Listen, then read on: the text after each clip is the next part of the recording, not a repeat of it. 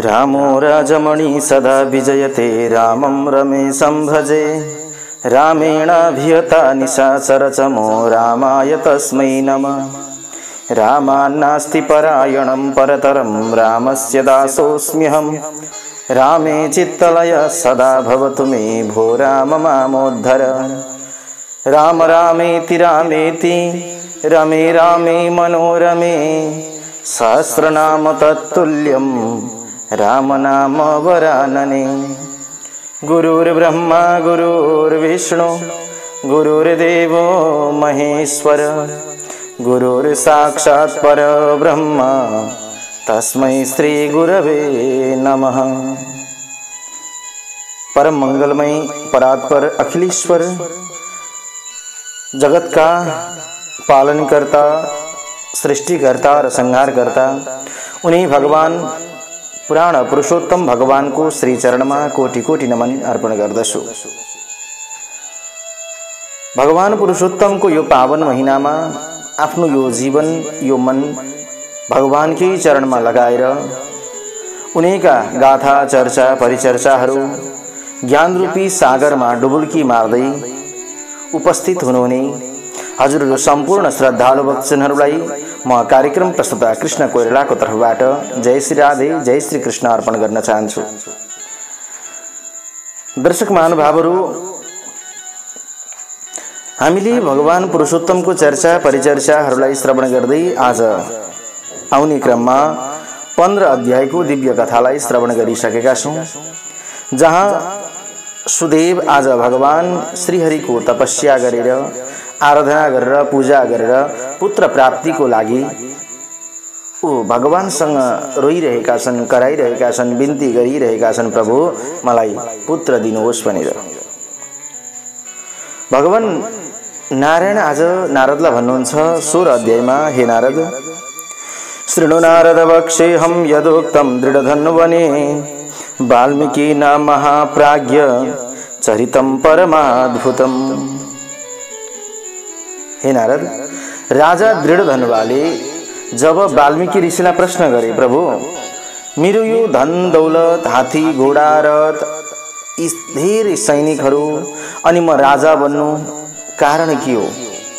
पूर्व जन्ममा मैले त्यस्तो कुन पुण्य गरेको थिएँ या कुन पुण्यको प्रभावले गर्दाखेरि मलाई यति धेरै धन दौलत सम्पत्ति राजा बन्ने सुवर्ण अवसर प्राप्त भयो भन्दाखेरि आज वाल्मीकि उता दृढधनुवालाई बताउँदै हुनुहुन्छ, भगवान नारायणले नारदलाई बताउँदै हुनुहुन्छ, सुतजी महाराज ती ऋषीश्वरहरूलाई वर्णन गर्दै हुनुहुन्छ।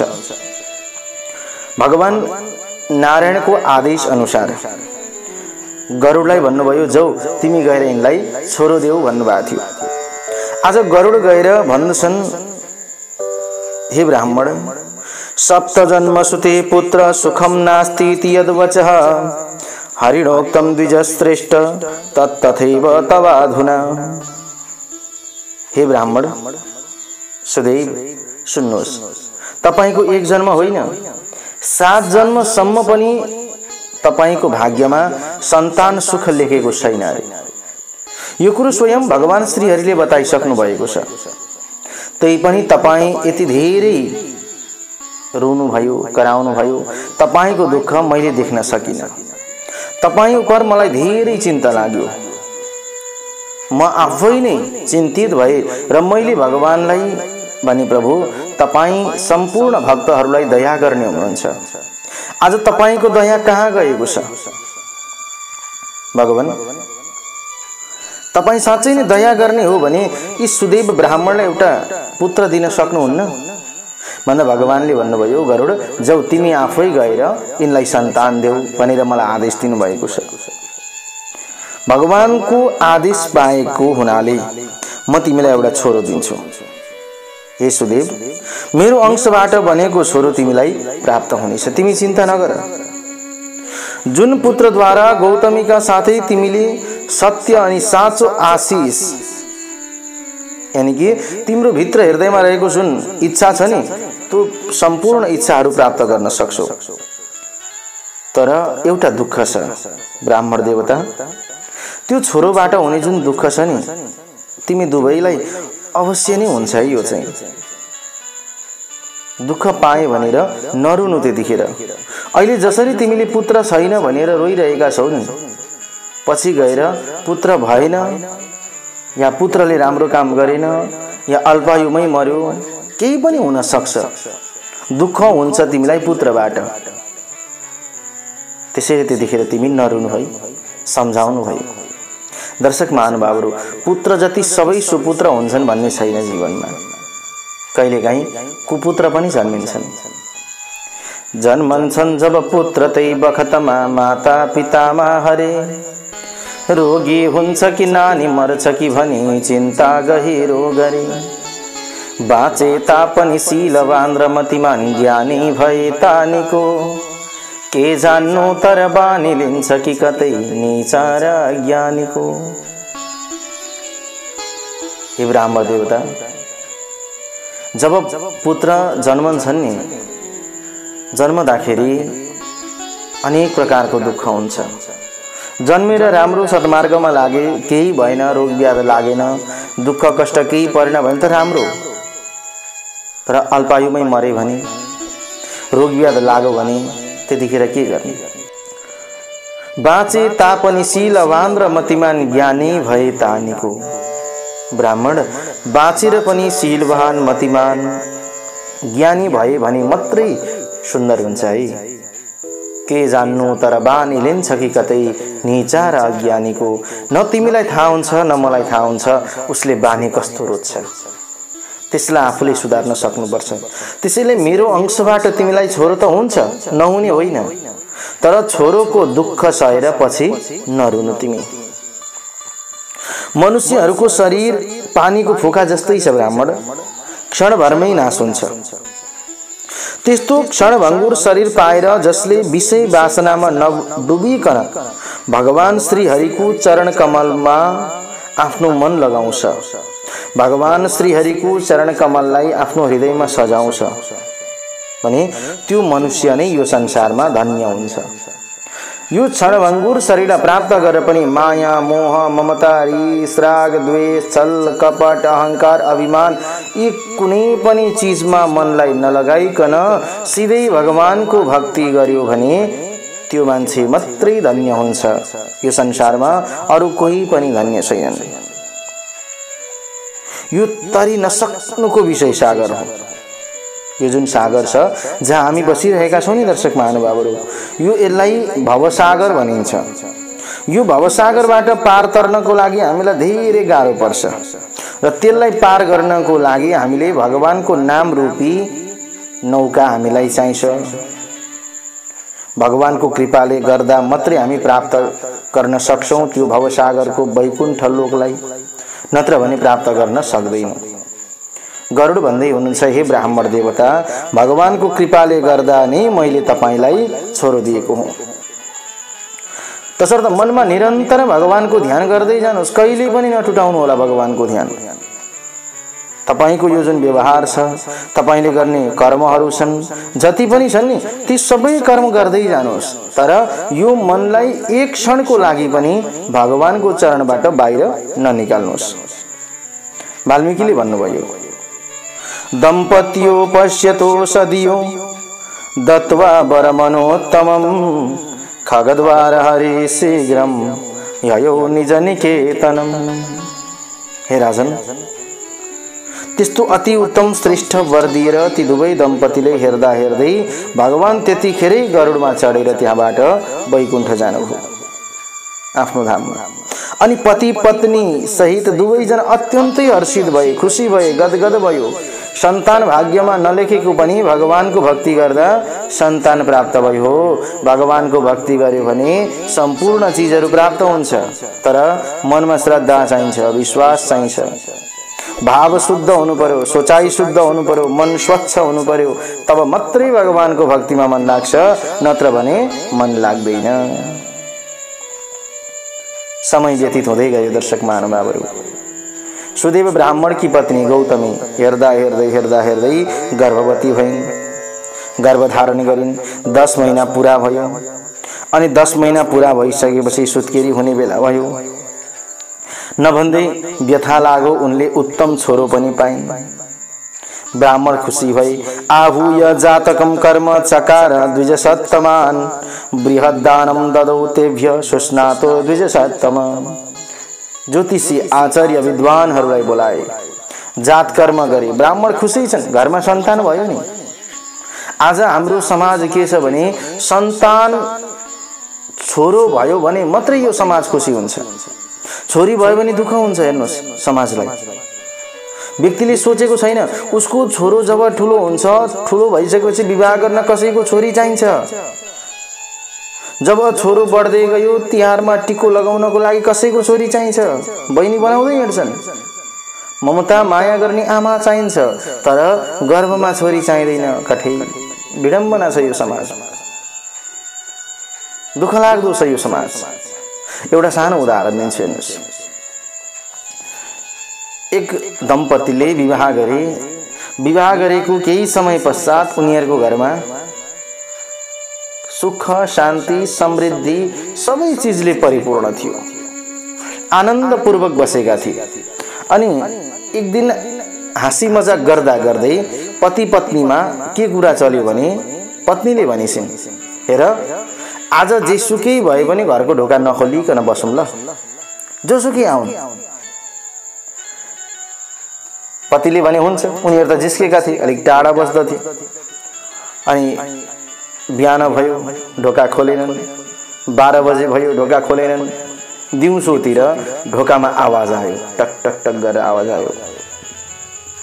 अब को हो, को खोल्न नजाने भन्ने शर्त छ दुवैजनाको। बाहिरबाट आवाज आयो, छोरा हेर त हामी आएका छौँ, ढोका खोल। होइन भित्र छैनस् कि क्या हो? छोरो मुसु मुसु मुसु मुसु हाँसो, बुहारी पनि हाँसी। बाबा आमा आउनु भएको रहेछ छोराको। छोरालाई भेट्न त्यही दिन निकै बेर बोलाउनु भयो, आवाज डग डग डग गर्नुभयो, ढोका खोलेन त्यो दिन दर्शक महानुभावहरू। अनि ओहो रहेन रहेछन् क्या र छोराहरू, कहाँ गएछन् कुनै भन्नुभयो। त्यहाँबाट फर्किनु भयो, समय व्यतीत भयो। साँझको समयमा त्यही दिन हेर्नु चाहिँ कुनै दिन केही अप्ठ्यारो पर्यो भने एकैचोटि अप्ठ्यारो आइपर्छ, आइरहन्छ। दुःख पर्यो भने दुःख परिरहन्छ। विडम्बना पो छ त यो देहलाई पनि। अनि बेलुका भयो, बेलुका भइसकेपछि अब छोरी यानि कि श्रीमतीको बुवामा आउनुभयो। ढोकामा आवाज आयो, टक टक टक गरेर फेरि त्यस्तै, छोरी ढोका खोला। सुरुमा यसो हेरेको हाँस्दै थिइन्, छोरी पनि हाँस्दै थिइन्, ज्वाइँ पनि हाँस्दै हुनुहुन्छ। होइन के गर्दैछौ भित्र?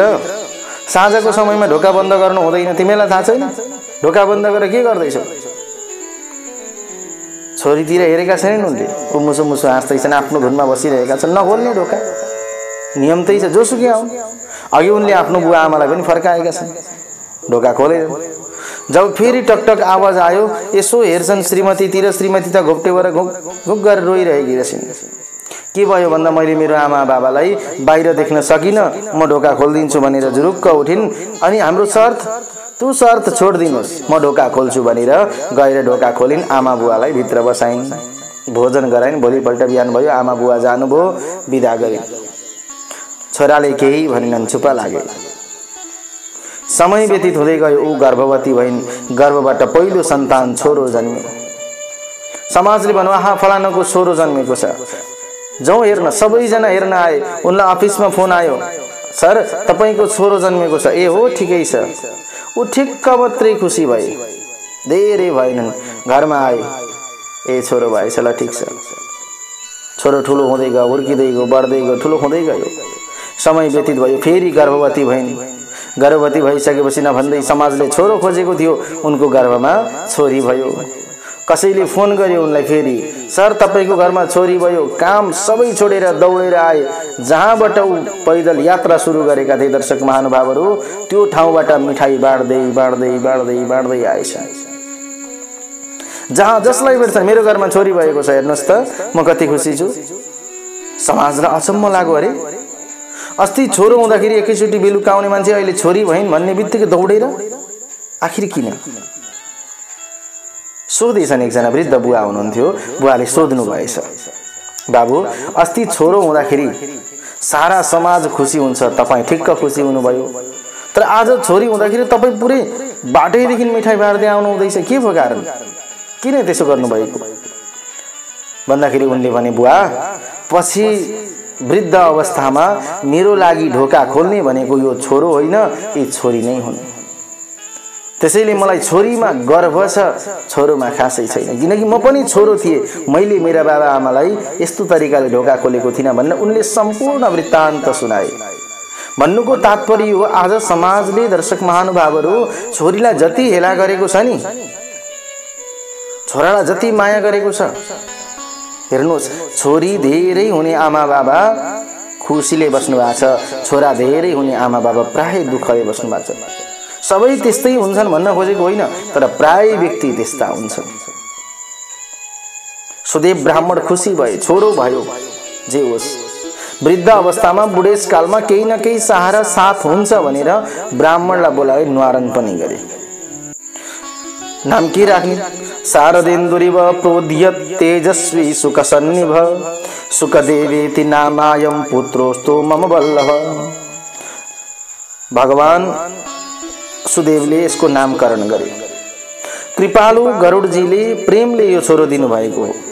शरदकालीन चन्द्रमा जस्तै चम्किलो अनि सुखदेव समान तेजस्वी भएको कारणले गर्दा यो छोराको नाम पनि सुखदेव नै हुन्छ भनेर नाम राखिदिए सुखदेव। अब सुखदेव ठुलो हुँदै गयो। आमाको मनलाई आनन्द दिने, आमाको अत्यन्त प्यारो त्यो छोरो। पिताको मनोरथ साथसाथै शुक्ल पक्षमा चन्द्रमा बढे जस्तै पिताका मनोरथहरू मनोकांक्षाहरू जसरी बढ्दै गए, छोरो पनि त्यसरी बढ्दै बढ्दै गयो। बाबु हर्षले गदगद भए, खुसीले गदगद भए, व्रतबन्ध गरिदिए अब छोरोलाई। हामी पनि त्यही गर्छौं। छोरोको व्रतबन्ध गर्यो, बाबा आमा हर्षले गदगद हुनुहुन्छ, खुसीले छोराको व्रतबन्ध छ। तर छोराले व्रतबन्ध गर्छन्, जनै त्यो दिन घाँटीमा, भोलिपल्ट जनै काँटीमा सरक्क जान्छ, लाउँदैनन्। नियम बुझेको छैन, गायत्री मन्त्र कानमा खुसुसु गर्दैको छ। अनि घर गृहस्थीलाई पनि त्यो व्रतबन्ध गराउने हतार हुँदैन। हतार के को हुन्छ? आएका पाहुनाको हतार हुन्छ। छिटो गुरुजी, छिटो गुरुजी, छिटो छिटो सक्नुपर्छ त्यो व्रतबन्ध उनीहरूलाई। कर्म जस्तो सुके होस्, कुनै मतलब भएन। जनै लगाओस् छोराले, एक दुई चारचोटि त्यो मण्डप घुमोस्, भिक्षा लियोस्, गुरुले कानमा यसो मन्त्र फुके जस्तो गर्नुहोस्, सक्यो व्रतबन्ध। नियम केही चाहिँदैन। अनि कहाँबाट शिक्षित बन्छन् त?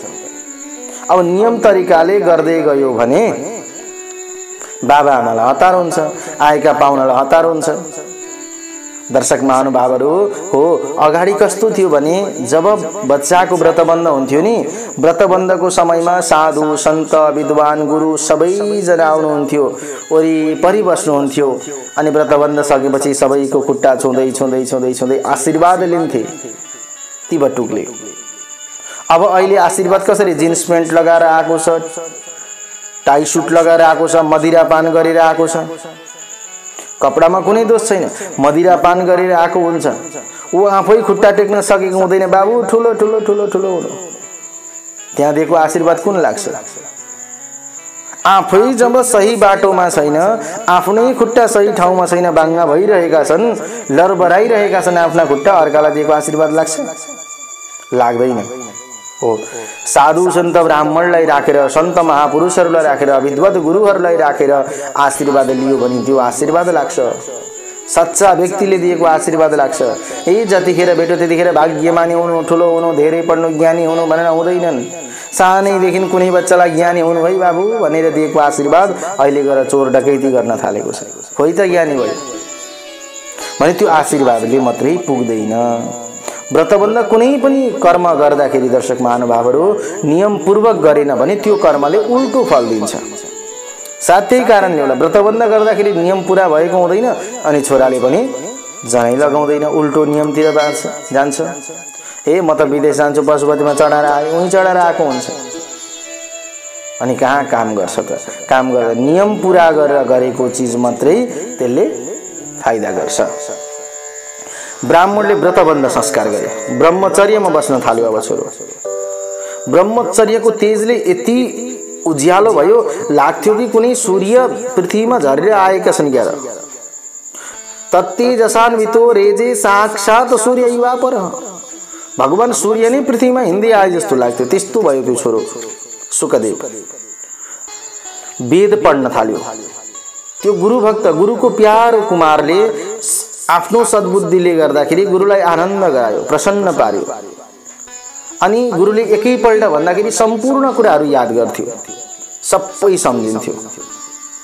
यस्तैमा कुनै दिन सुदेव भाटौँ 1 करोड सूर्य समान तेजिला देवल नामका ऋषि टुप्लुक्क आइपुग्नुभयो।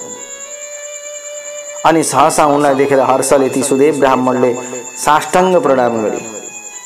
विधिपूर्वक ती मुनिको पूजा गरे, पाद्य अर्घ्य आचमन सबै चिजले पूजा गरे।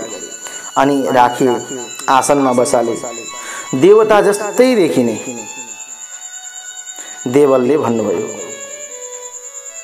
हे सुदेव, तिमी धन्य छौ। तिमी माथि साँच्चै भगवान हरिको धेरै कृपा रहेछ।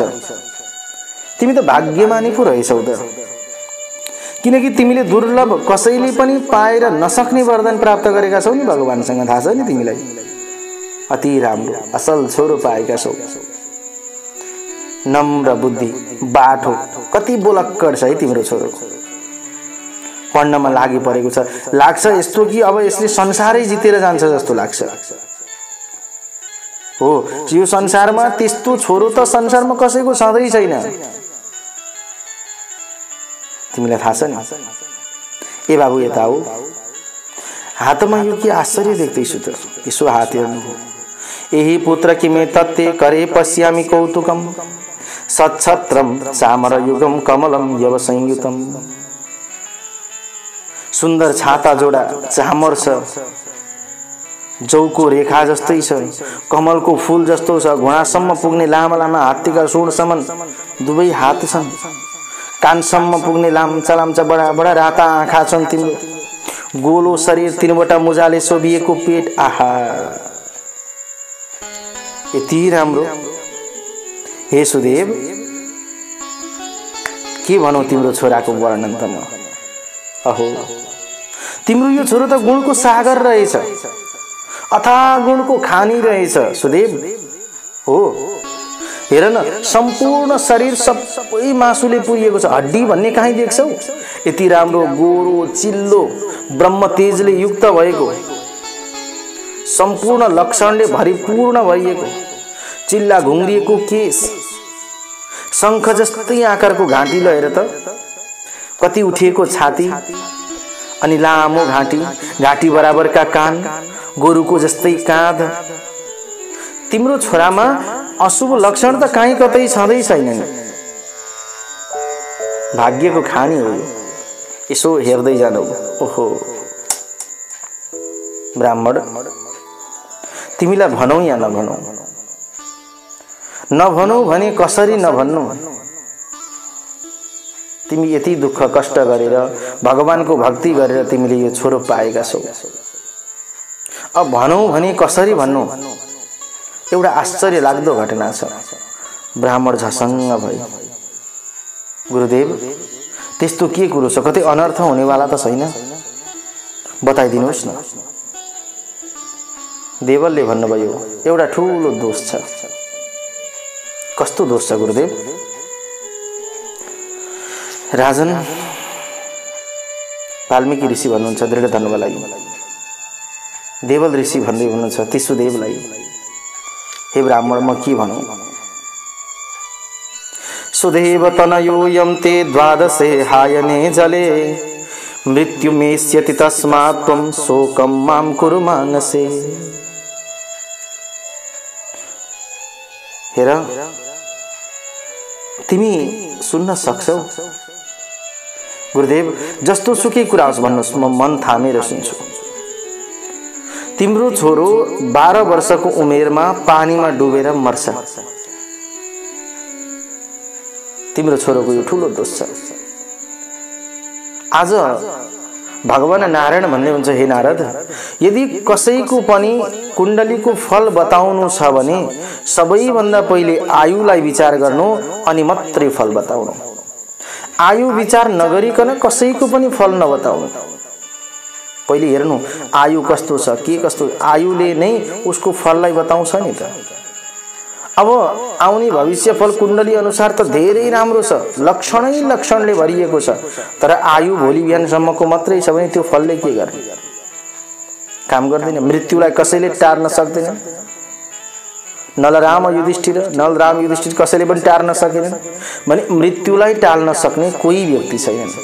कहिले पनि कुण्डली विचार गर्दाखेरि पहिले आयु आफूले विचार गर्ने अनि मात्रै फल बताउने भनेर आज भगवान भन्दै हुनुहुन्छ। सुदेवलाई सुनाइदिनु भयो, ब्राह्मण तिम्रो छोरो 12 वर्षको उमेरमा पानीमा डुबेर मर्छ, त्यसकारण तिमी मनमा शोक नगर्नु है, किनकि हुने कुराहरू अवश्य हुन्छन्। यस कुरोमा कुनै पनि शंका छैन। ब्राह्मण देवता, मर्न आँटेको व्यक्तिलाई ओखती खुवाउनु जस्तै हो।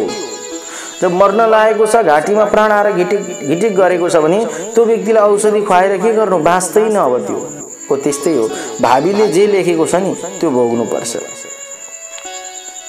वाल्मीकिले भन्नुभयो, यति भनेर देवल मुनि जहाँबाट आउनु भएको थियो उसै ब्रह्मलोकमा जानुभयो। सुदेव ब्राह्मण पत्नी गौतमीका साथ पीरले पृथ्वीमा पछारिए, भुइँमा लडे, मूर्छा परे। अनि जब देवलले भनेको कुरो सम्झिन्छन्, उठ्न सक्दैनन्। उनकी पत्नी गौतमीले धैर्य धारण गरिन्। अब यहाँ दर्शक महानुभावहरू अलिकति कुरा हामीले बुझ्नुपर्छ। यहाँनिर बिललापम चिरम भूमो देवलोक्तम वच स्मरन् अथ सा गौतमी पुत्रम स्वाङ्कमारोप्य धैर्यतः।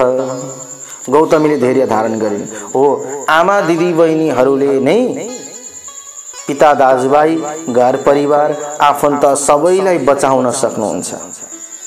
अरु कसैको हिम्मत छैन आफ्नो पतिलाई सही बाटोमा लिएर जाने, अरु कसैले पनि सक्दैन। सक्छ त केवल पत्नीले, अरु कसैले सक्दैनन्। धैर्य धारण गरिन्, मनलाई सम्हालिन्। उनलाई पनि चिन्ता भयो नि, हैन? उ पनि कति रोइन् जब छोरो खाउँ खाउँ जस्तै उमेर भयो, हिँड्न थाल्यो, बोल्न थाल्यो, केही काम सघाउन थाल्यो, पढेर ज्ञानी बनौँ, अब त भनेको कुरा मान्छ, सुन्छ, बोल्छ भन्दाखेरि छोरो मर्छ भन्दियो भने कसैले कति पीर हुन्छ। हाय दैव, कति पीडा हुन्छ त्यो आमालाई जसले 10 महिनासम्म गर्भमा धारण गर्नुभयो। सही नसक्नुहुन्छ त्यो पीडा, खपी नसक्नुहुन्छ। प्राय व्यक्तिले हो यस्तै जब अवस्था आइपर्छ नि अनि आत्महत्या गर्छन् व्यक्तिले। दर्शक महानुभावहरू, चारैतिरबाट दुःखै दुःख, कष्टै कष्ट भयो, पीरै पीर भयो भने अनि मान्छे मर्ने बाटो रोज्दो रहेछ। तर पनि त्यसलाई सम्हाल्न सक्ने शक्ति कसमा छ त भन्दा आमा दिदी बहिनीहरूमा। त्यसैले त महिला भनेको त मही भनेको पृथ्वी जस्तै सहनशीलता भएको, धैर्य धारण गर्ने शक्ति भएको। कति दुःख सहनुपर्छ। पहिलो दुःख रजस्वला हुँदाखेरि, दोस्रो दुःख गर्भवती हुँदाखेरि, ती सबै दुःखलाई सहेर पनि बच्चालाई जन्म दिएर यो धरतीमा पाइला टेकाएर ठुलो बनाएर अझै पनि मेरो नानी भनेर कसैलाई पनि काखा पाखा नगरिकन बराबर दृष्टिले हेर्ने, ती हुन् सच्चा जननी, ती हुन् आमा। गौतमीले धैर्य धारण गरिन् अनि भनिन्, आफ्नो छोरालाई काखमा राखिन्, चुम्बन गर्दै भनिन् उनले, हे पति परमेश्वर, हे ब्राह्मण श्रेष्ठ, नाभाव्यं भविता कुत्र भाव्यमेव भविष्यति, किं नो दुःखमापन्ना नलराम युधिष्ठिरः। हे ब्राह्मण श्रेष्ठ, भवितव्यलाई कसले टार्न सक्छ र? जो हुन्छ नि त्यो भएरै छोड्छ। डर मान्नु हुँदैन, चिन्ता लिनु हुँदैन, डराउनु हुँदैन। जो हुनेवाला छ हो त्यो कहाँ नभइकन छोड्छ, अनि जुन हुँदैन नि त्यो केही गरेर पनि हुँदैन। हे राजा, नल, रामचन्द्र, युधिष्ठिरहरूले दुःख पाएनन्। पतिदेव उठ्नुहोस्, मनलाई सम्हाल्नुहोस्, धैर्य धारण गर्नुहोस्, चिन्ता नलिनुहोस्, छोड्दिनुहोस् सबै कुरा। तपाईलाई थाहा छैन र? बन्धनं बलिराजापि प्राप्तवन् यादव अक्षयं, हिरण्याक्षवदं घोरं वृत्रोपि निधनं गतः। बलिराजा पनि बन्धनमा बाँधिएका थिए कि ऊ एक क्षत्र राज्य गर्ने राजा थिएनन्। यादवहरू साराका सारा नाश भए, तिनीहरू 100 भाइ थिएनन्, वंश नै नासियो। हिरण्याक्ष बिचल्लीमा मारियो, ऊ शक्तिशाली थिएन। वृत्रासुर पनि मृत्युमा प्राप्त भए कि उनको शक्ति देखेर देवताहरू डराएका होइनन्। सहस्रार्जुन कार्तिकेयको शिर काटियो कि उनको हातमा दम थिएन। रावणको पनि शिर काटियो, एउटा मात्रै शिर थियो र। त्यसैले पतिदेव उठ्नुहोस्।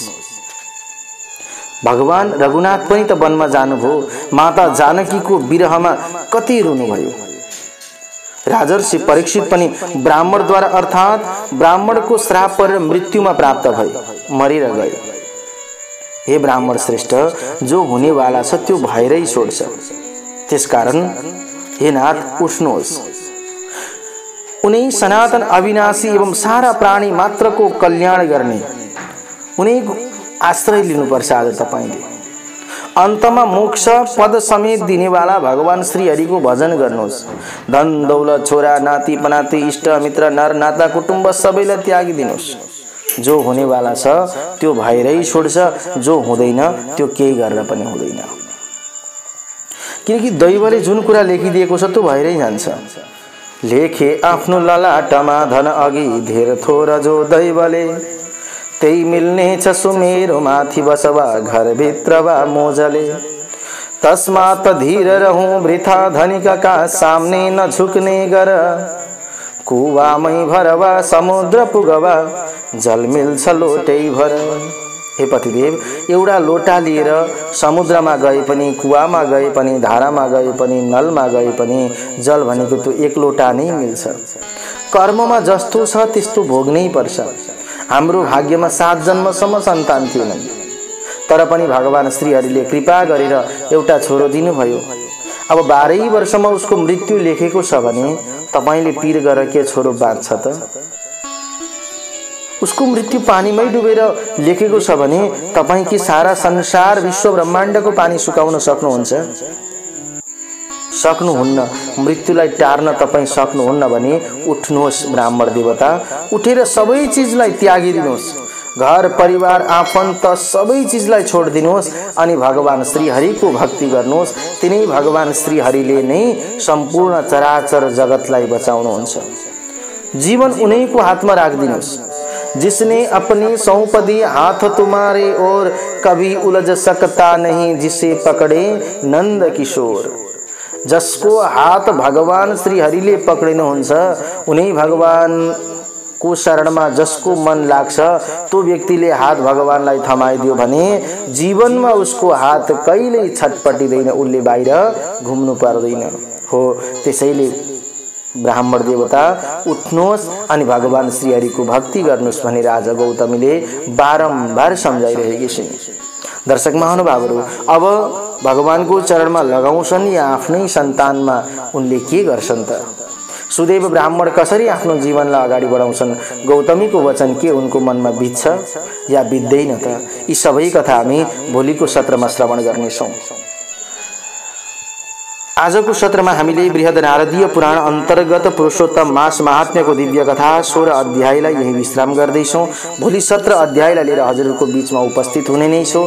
तबसम्मको लागि म कार्यक्रम प्रस्तुता कृष्ण कोइराला हजुरहरूको बीचबाट बिदा चाहन्छु। सर्वे भवन्तु सुखिनः, सर्वे सन्तु निरामयः, सर्वे भद्राणि पश्यन्तु, मा कश्चित् दुःख भाग भवेत्। ओम शान्तिः शान्तिः शान्तिः। आफ्नै दर्शन, आफ्नै धर्म र आफ्नै संस्कृति, सधैँ एक कदम अगाडि सत्य मार्ग।